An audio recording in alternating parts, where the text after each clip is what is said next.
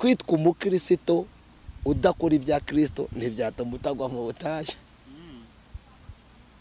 Kwitwa umuhanuzi ugahanura kandi bigasohora, ugahanura bigasohora, ukerekwa iby'Imana ikubwiye ntibyatuma utagwa mu butayu. Ni gute umuntu yabwiriza gusambana akabwira abantu ntibasambane ariko agasambana, ejo akagurukana Bibiliya n'ibindi bintu byinshi na titira akavuga ngo ndi pastor, ndi umukozi w'Imana. N'umugisha mwinshi kuba twongeye kwakira ku Isezerano TV.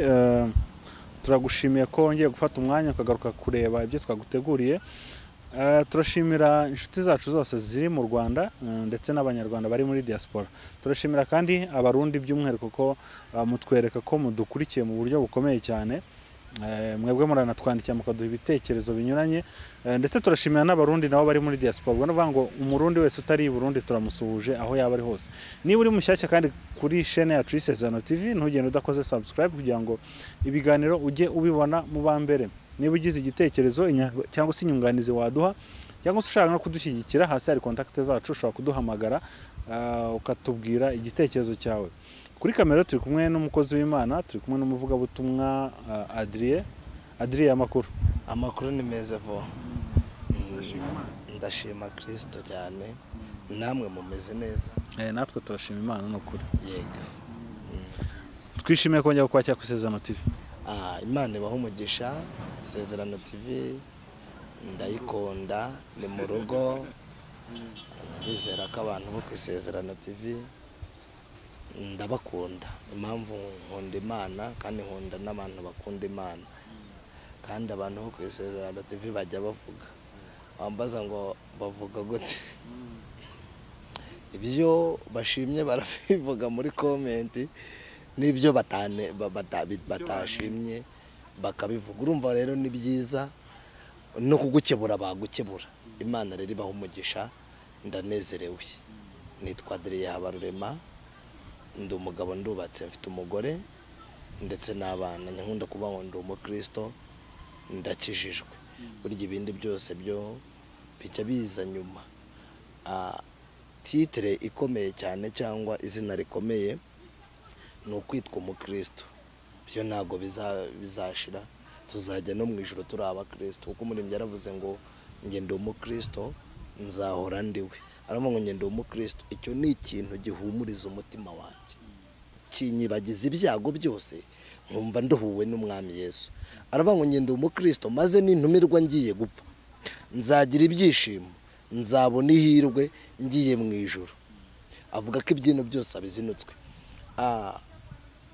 Kuba umuvugabutumwa ni titire zasaza, kuba pasitoro n'andi matitire yose ni titire zasaza, ariko identity idahinduka, kuba umwana w'Imana, kwitwa uwa Kristo ntago bizashira. Na nyuma y'ubu buzima dukuwe mu iki kibiri twambaye, Bibiliya avuga ngo nzabona amaso yanjye azabona Imana nambaye undi mubiri, ntambaye umubiri wo kudapfa, kuko uyu mubiri uzapfa.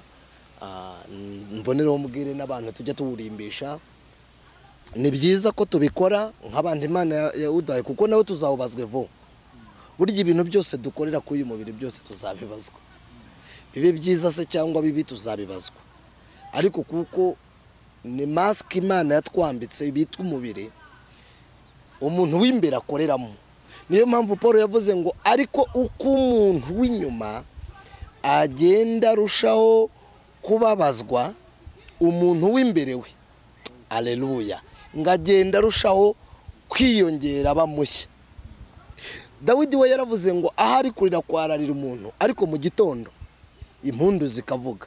Niyo mpamvu umuntu ababara none akarwara coronavirus, abantu bayirwaye barabizi, abarwaye uburwayi butandukanye cyangwa amaso barabizi, babazwa n'umubiri, ariko mu gitondo bakize birahinduka. Ariko umuntu w'imbere we arushaho kuba mushya, kandi kimutunga n'iby'umwuka. Rero Imana ibaho umugisha. Yego. reka nkwibutse ko ushobora gukomeza gukurikirana inyigisho za Adrien kuri Horeb TV nyuma yuko bamusanga ku Isezerano TV, ariko no kuri Horeb TV ngira ngo ushobora gukomeza gukurikira inyigisho ariko mugirana n'izindi nyigisho zitari izawe, mutumira n'abandi bakozi b'Imana. Yego, tujya tubatumira bavuga ubutumwa bwiza mu biganiro bitandukanye, ijambo ry'Imana.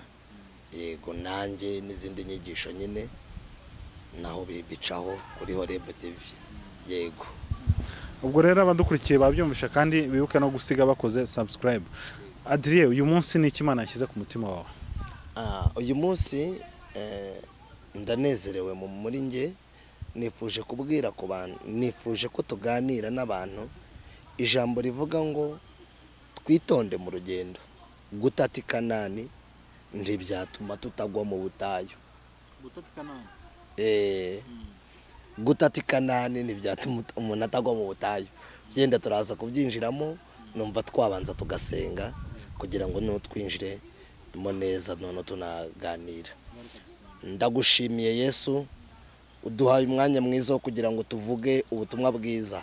Iki kiganiro umuntu uri kukireba nonaha ahemburwe nawe, imbaraga y'Imana yinjire muri we kandi abohorwe, arengerwe na Kristo Yesu utuye muri we.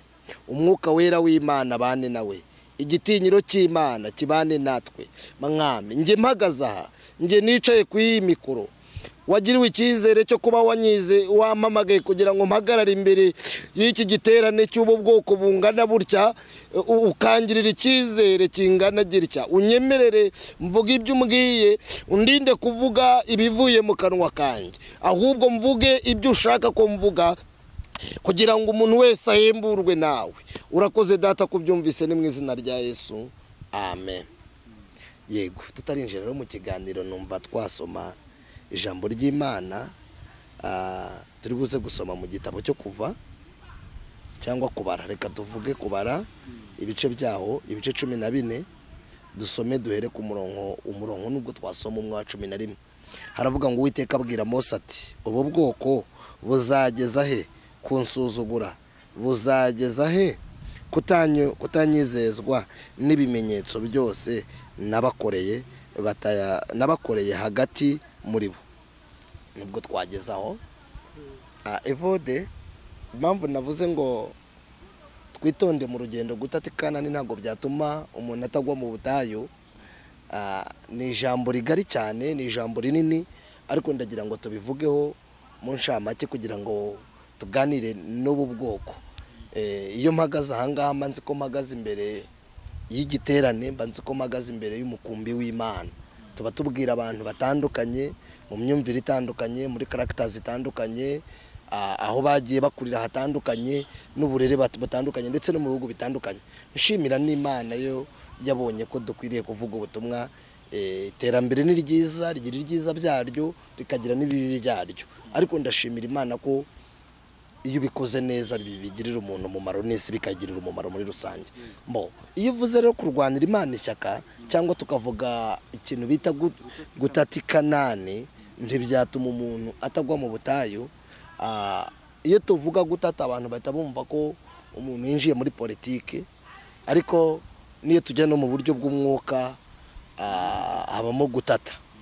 Niyo mpamvu umuririmbyi yaravuze ngo nkunda kumva amakuru y'umurwa, ariko urahatagira ibyago, kandi umucyo n'umwana w'intama umunsi umwe nzawinjiramo. Aravuga ngo haleluya, nuzuye ibyishimo, haleluya, nzinjira muri uwo murwa. Avuga ikintu gikomeye, avuga ngo abazajya muri icyo gihugu bazaba bambaye imyenda yera de. Hanyuma iyo tuvuga i Kanani tukavuga no gutata, reka tubanze tuvuga i Kanani nyirizina. I Kanani ni herero. Mu busanzwe i Kanani abantu bazi ko ari cya gihugu Uwiteka yari yarasezeranyijemo ubwoko bwa Isiraheli, cyangwa imiryango 12 ya Isiraheli, ari bo bene Yakobo. Imana yari yarasezeranye, igasezerana Abrahamu, iramubwira ngo izamujyana i Kanani mu gihugu cy'amata n'ubuki. Iyo twanzitse cyangwa iyo tugiye mu ijambo ry'Imana tugasoma ijambo ry'Imana mu gitabo cy'Itangiriro, cyangwa tukajya mu gitabo cyo Kuva, dusangayo inkuru z'Abayisiraheli z'uburyo bagiye bagwira, n'uburyo imiryango yakuze, n'uburyo byaje kwitwa ubwoko bw'Imana. Niho dusanga ayo makuru yose. Ariko ngera kuri reference cyangwa icyo nashatse kuvuga, cyangwa nshaka kwirefera cyangwa kugira ngo tuze kuhagera kugira ngo tugere ku cyo twateguye, usanga ubwoko bw'Abayisiraheli umugabo umwe bita Aburamu cyangwa Aburahamu atarahindurirwa identite cyangwa izina yitwaga Aburamu, Imana yari yaramubwiye ngo izamujyana i Kanani mu gihugu cy'amasezerano. Igihe kiza kugera Aburahamu asa nkaho atabyizeye, genda ibyo n'ibindi tuzategura mu yindi nyigisho, asa nkaho atabyizeye. Amaze gusa nkaho atabyizeye, Imana iramubwira ngo niki abazimana iki kizatuma ubu bwoko bumenya neza cyangwa niki kizagaragaza ko uzanjyana i Kanani. Imana iramubwira atamba ibitambo. Mu gutamba ibitambo yarabitanze, atambira Uwiteka ibitambo, ariko ngo ku kirengarenga Aburamu, izo nkuru ziri mu gitabo cy'Itangiriro 15, ngo Aburamu asinzirira ku kirengarenga, ngasinzira ubuticura, ngo inkongoro ziruma cyangwa zijonda ku gitambo. Zimaze kujonda ku gitambo, Imana mu isezerano iramubwira ngo ku bw'iki ngiki umenye ko urubyaro rwawe ruzaba bashyitsi n'abimukira mu gihugu cy'iki cy'amahanga. Bazabakorera, bazakorera ikindi gihugu imyaka ingana na 400. Ariko Aburahamu we yaratashye, ariko urubyaro rwe ruza kugira gute? Ruza kuba ubunyage. Ni amateka maremare. Noneho muri uru rubyaro nirwo Imana yaje gusezeranya, isezerano yasezeranyije Aburahamu rirasohora, bajya mu Egiputa.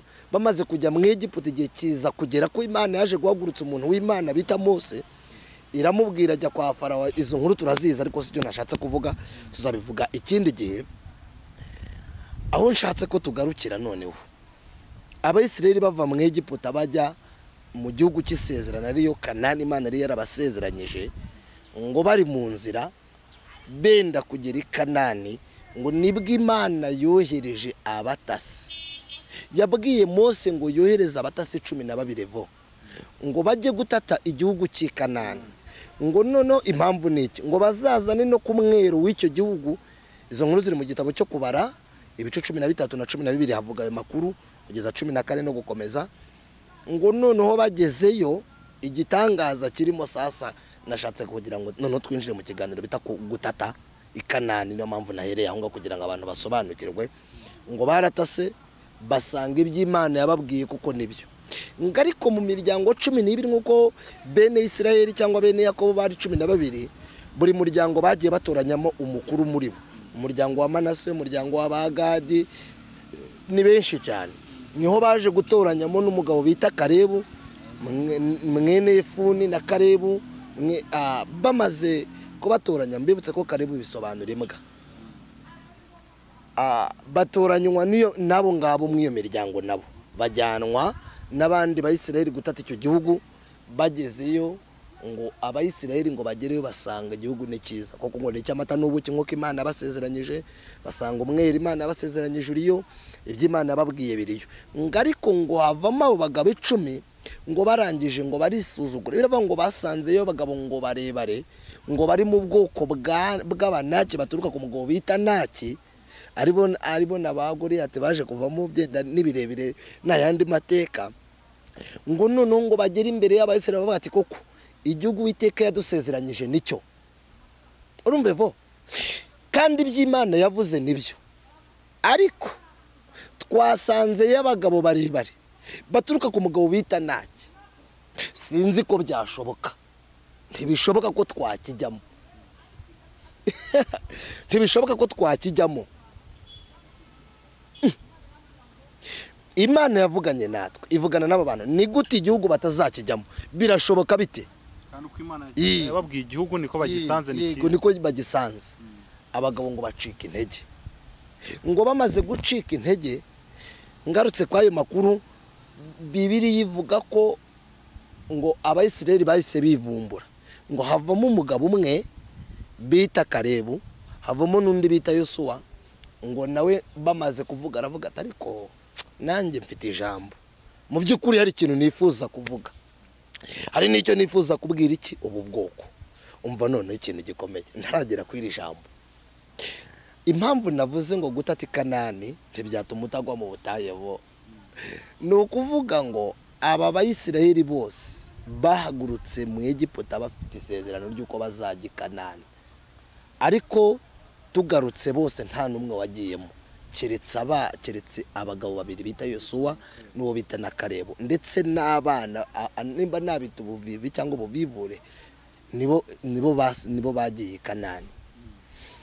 Ngarutse ku cyo nashatse kuvuga kugira ngo byenda dukonfirime gutati Kanani, impamvu nabyise abantu benshi uru rugendo turimo ni urugendo rw'agakiza, turi mu isi y'ibyaha kandi iyi si niho tugomba gutunganyirizwa kugira ngo dukire, kugira ngo tuzajye mu Kanani aricyo gihugu cyo mu ijuru Imana yasezeranyije abizeye. Kuko muri hano aravuga ngo kuko Imana yakunze abari mu isi byatumye itanga umwana we kinege kugira ngo umwizera wese atarimbuka ahubwo ahabwe ubugingo buhoraho. Ni ukuvuga ngo ubwo bugingo ni Kristo, niko nyankunda kuvuga, kandi Kristo niwe bugingo. Noneho gutati Kanani ntibyatuma utagwa mu butayu. Ahangaha abantu bajya babyitiranya. Ubu dufite abantu benshi bafite amakuru y'ijuru ariko batazarijyamo. Bafite amakuru ariko ntago bazarijyamo cyane. Dufite abantu benshi babwiriza ijuru ariko batazarica iryera kuko bataryizeye. Reka da, bararize, bazi ijuru ko ari ryiza, baranaribwiriza ariko ntibazarijyamo. Ikibazo ni iki rero? Impamvu ni kondisiyo yo kujya mu ijuru, kandi bo bagiye batanye nk'uko aba Bayisiraheli bameze, kubera kwivumbura no gukora ibyangwa n'Uwiteka bizatuma bagwa mu butayu. Iyi si nibwo butayu, igereranywa n'ubutayu. Niyo mpamvu navuze ngo gutati Kanani ntago byatuma utagwa mu butayu. Kubwiriza cyane burya ntago byatuma umuntu atarimbuka. No kwitwa pasiteri ntibizatuma umuntu atarimbuka, ahubwo tuzatsindishirizwa n'ijambo rimwe riri mu Baroma 8. Abo yamenye kera yarabatoranije, abo yatoranije yarabahamagaye, kandi abo yahamagaye yarabatsindishirije. Bibiliya avuga ngo tuvuge icyo bw'Imana iri mu ruhande rwacu, umubisha wacu yavaye. Ubwo yatanze umwana wayo w'ikinege agapfa ku bwacu, izabuzwa n'iki kumuduhana n'ibindi byose. Ngarutse ku iki kintu rero, kwitwa umukristo udakora ibya Kristo ntibyatuma utagwa mu butayu. Kwitwa umuhanuzi ugahanura kandi bigasohora, ugahanura bigasohora, ukerekwa iby'Imana ikubwiye, ntibyatuma utagwa mu butayu. Kereka ijambo rimwe. Ijambo nshatse kuvuga ni ijambo Yosuwa na Kalebu bavuze. Baravuga ngo igihugu twakibonye, iby'aba bagabo bavuze koko niko kuri, amakuru bavuze ni impamo. Ariko mureke mbabwire, hari ijambo mvuga, ijambo rimwe. Nimba Uwiteka twishimira, aleluya, nimba Uwiteka twishimira, bariya bagabo mwabonye baturuka ku mugabo bita Naki, baba Naki, bariya Bahivi, bariya Bayebusi, ariya mahanga yose mwabonye, nimba Uwiteka twishimira, igihugu tuzakijyamo. Kandi impamvu dufite amakuru yizewe, tuzakirya nk'uko umuntu arya, tuzabarya nk'uko umuntu arya imitsima. Bibiliya ivuga ko bahagurutse bakabatera amabuye, ngo bamaze guhaguruka bashatse kubatera amabuye ngo babice. Yosuwa na Kalebu bamaze guhamya, ngo ubwiza bw'Uwiteka buhita burabagirana buboneka muri bo. Ngo bumaze kuboneka muri bo, ngo Imana ibwira Mose, iramubwira ngo abo bose uko babonye ibyo bavuze nabyumvise n'abo Bayisiraheli bose, nta n'umwe uzagikandagiza y'amaso. Icyakora amaso yo muzakirebesha amaso. Na Mose kandi arimo, keretse umugabo bita Yosuwa na Kalebu. Impamvu ni iki? Barampamije. Ikindi cya kabiri, ntibacitse intege. Impamvu rero abantu bagwa mu butayu vode, ubu ngubu hari abantu bajya bakunda Imana kuko Imana iri kubabwira ko yabahaye amavisa, ariko bagera mu burwayi Imana bakayihakana bakajya mu bapfumu, ugahita ugwa aho ngaho. Rero impamvu navuze ngo gutati Kanani, ubu dufite abantu bitwa abashumba, dufite abantu bitwa abavuga butumwa, bavuga ngo barabwiriza ariko batabwiriza ubutumwa bwa Kristo Yesu, babwiriza ibituma abantu babakunda. Kuko hari abantu babwiriza inyigisho kugira ngo abantu bakundwe z'amaryo zitabwira abantu ubugingo zitanababwira ihumure rivuye ku Mana. Donc hari ihumure rivuye ku Mana ribaho, ariko uzikubwira umuntu ngo Imana irambwiye ngo ngiguhaye visa ntajwi yumvise ngo kugira ngo abemere. Iyo rero yatasi Kanani yanababwiye Jurevo ni Imana yayibabwiye, ariko ntibizatuma atagwa mu butayu. Kwerekwa cyane no kujya mu ndimi ntago byatuma umuntu atagwa mu butayu. Niyo mpamvu abantu benshi bajya basanga bagatsikira ku iki kintu ugasanga abantu benshi baraguye mu mitima. Imana imfashe yongere igarure abantu, yongere igarure abantu, bongere bagarure cyizere Kristo. Kandi impamvu byabaye naba bantu batasi Kanani, ariko bamwe baguye mu butayu. Ubu bamwe ubu nurebizi social media twirirwaho, hari na bamwe baziguyeho, baje neza babwiriza ubutumwa bwiza. Harimo n'abantu baje mu nsengero bafite ishyaka cyane, bafite inyota, bafite amashagaga cyangwa gukorera Imana, ariko bagezeyo basanga abantu babandi kandi bari baratoranijwe vode nkuko aba bantu 12 bari baratoranijwe, ariko bagiye kuzana bazana inkuru y'incamugongo. Hari igihe abantu bakubwira inkuru y'incamugongo, nk'ubu tumaze igihe umuntu akubwira ikintu cyangwa umuntu ukajya kumva. Njya nkunda gufatira ingero ku bantu cyangwa na Bibiliya irazivuga, ugasanga umuntu avuze ibintu nta makuru afite kandi akavuga ko ari impamo ndetse ko Imana ivuze. Bantu bagacika intege bakagumuka, abandi bakivumbura, ariko ntibizatuma atagwa mu butayu. Rero gutati Kanani ntibyatuma umuntu atagwa mu butayu. Kujya mu ndimi, kwitwa titire runaka, kugira izina rikomeye ntibyatuma utagwa mu butayu. Ubundi yisi turimo nimbura buture vo. Impamvu mvuga ngo nimbura buturo, umuntu ariga babaye afite agahinda, yamara kwiga yabona akazi ati kiba n'Imana yarinjyanye muri ministeri.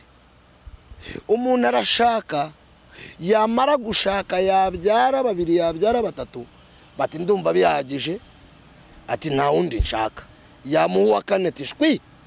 Undi nawe gashaka, yarasengeye urubyaro, yarasengeye urushako, ejo akabura urubyaro gahoraganye. Nukuvuga ngo iyi si nimbura buturo, ni mu butayu, ni mu maganya, ni mu gahinda, ni mu mubabaro, ni mu kwiheba, ni mu kwitotomba, ariko Kristo Yesu ni ukwiye kuduha ihumure.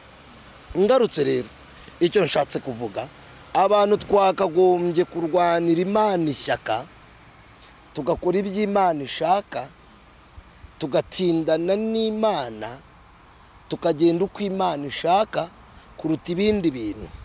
Noneho rero bene data nshuti z'umwami, abakundwa na Kristo Yesu, nifuza ko abantu bamera nk'uyu mugabo bita Yosuwa n'undi bita Kalebu. Kalebu we yabwiye abantu aravuga ati igihugu kiriyo, twakibonye, n'aba bantu b'Abanaki bariyo, n'Abahivi bariyo, n'Abayebusi bariyo, ariko dufite amakuru.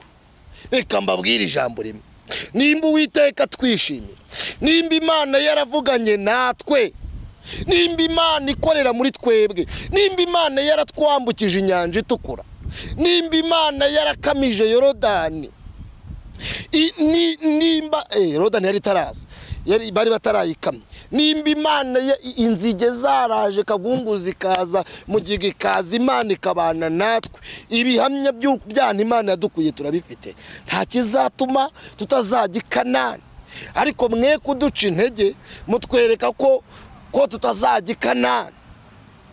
Icyama abantu bakizera Kristo Yesu kuruta kwizera abantu. Icyama abantu bakizera ijambo ry'Imana kuruta uko bakizera barivuga. Uretse ko bikwiriye ko umuntu uvuga ijambo yagakwiye kuba umwizerwa, n'umuntu ukwiriye gukorera Imana yagakwiye kuba ari ku rugero rwo kwizerwa n'Imana, akazira icyuho cyangwa akaziba icyuho cy'uko Imana yamuhamagaye. Ariko igifite agace nuko twakishingikiriza ku ijambo ry'Imana. Tugiye gusoza rero icyo nshatse kuvuga cyangwa tugana ku musozo, mureke abantu tugirire icyizere Imana, kuko gutata i Kanani tumaze kubona ko gutata i Kanani kuvuga umuntu ashobora gutata i Kanani akavuga ngo umvuka Imana ivuze, akavuga mu ndimi barazivuga, nanjye ndazivuga pe, nanjye barahanura pe, nanjye ndahanura ndabyemera. Ariko twakagombye kumenyana n'Imana itanga ubuhanuzi kuruta uko twaba abahanuzi. Twakagombye gutunga Imana itanga ibyiringiro kuruta uko twashyiramo abantu ibyiringiro bitaturimo. Kuko gutata i Kanani byatuma umuntu atagwa mu butayu. Kuririmba neza, kugira ijwi rihogoza, ugakora ku mutima w'abantu munsi yo zikaza, byatuma umuntu atagwa mu butayu. Kuko none se reka nkubwire bo, aba bantu Imana se yari yavuganye nabo, yari yarabasezeranyije i Kanani, ariko akantu gato gusa mo hagati iyo umuntu acitse intege ajya agwa mu butayu. Ni ukuvuga ngo ikosa rimwe rikubaho, ijambo rimwe ukosamo cyangwa ikintu kimwe ukora gato gusa gashobora gutuma ugwa mu butayu. Rero i Kanani tuvuga, nimba tuvuga igihugu cyo mu ijuru, nimba twizeye Imana koko, nimureke dukora ibyo Imana ishaka. Ikindi kandi dutegetswe kumenya amakuru y'ahantu Imana yadukuye, tukamenya na kondisiyo z'iyo tujya. Dore ikibabaje rero bo n'ikintu gitangaje, abantu benshi bavuga Imana ariko ntibayizi. None se reka nkubwire, ni gute umuntu yabwiriza gusambana akabwira abantu ntibasambane ariko agasambana, ejo akaguruka na Bibiliya n'ibindi bintu byinshi, na titira akavuga ngo ndi pastor, ndi umukozi w'Imana, ndi umuvuga butumwa, ariko ugasanga yatase i Kanani yabwiye abantu igihugu cyo mu ijuru. Ariko kuko hari n'abantu bazi ko Bibiliya yagutsindishiriza, oya, ntushobora gutsinda utari mu mwuka w'Imana. Bikwiriye ko dukwiriye kugera ku rwego ibyanditswe tubikura muri Bibiliya bikabama tukabitunga mu mutima, tukarwana donke tugatata i Kanani, tukaba tuzi amakuru iyo tujya, tukareka kubwira abantu ibyo tudakora. Kuko gutata i Kanani ntabwo byatuma umuntu atagwa mu butayu, kuko ntabwo byatuma umuntu atagwa kwitwa izina runaka, kugira titiri ikomeye, kuba ahantu hahenze, cyangwa kuba umukene cyane, ntabwo byatuma utagwa mu butayu. Gutata i Kanani ntabwo byatuma utagwa mu butayu, keretse ijambo rimwe Yosuwa na Kalebu bavuze, baravuga ngo niba Uwiteka twishimira. Ijambo rimwe rero ni iki, ngana ku musozo mpabana igisubizo, ni ukwishimirwa n'Uwiteka, kugira ngo aba banake n'aba bahive n'ibi byose tubonye, kugira ngo tubirye nk'imitsima, ni uko tuba twamenyanye n'Imana. Nicyo navuga. Adrien, urakoze. Reka nawe kujya mu byinshi, ndashaka gusengera umuntu wese wari ugiye kugwa i Kanani, wari ugiye kugwa mu butayu atageze i Kanani, kandi igihugu arimo kireba imbere. Mbere yuko dusenga rero, nari navuze ko hano bashobora kubona kuri Horeb TV, ariko hari n'uwakwifuza noneho kuko ubona by'umwihariko, yakubona gute ubundi uhita usenga dusoza? Imana ibaha umugisha. Reka mbahe telefone, ni 078 44 8 52 32, cyangwa 078 17 270 44. Reka dusengera umuntu wacitse intege, akanamo kakaba yari afite kondisiyo cyangwa zikiye Imana yavuganye nawe, yego ryo kurya i Kanani, ariko akaba acitse intege cyangwa yaravuye mu buntu bw'Imana.